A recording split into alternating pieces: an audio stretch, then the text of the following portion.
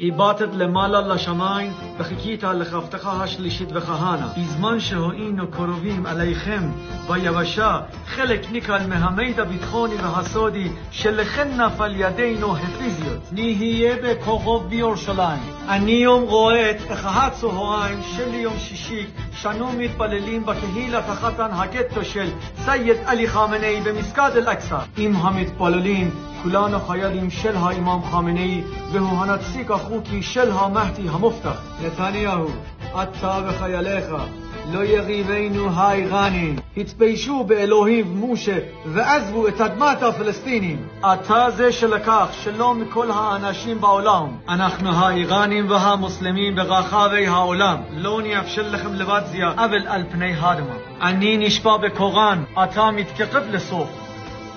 ננקום את נקמת ילדי עזה התמימים. יא הידר,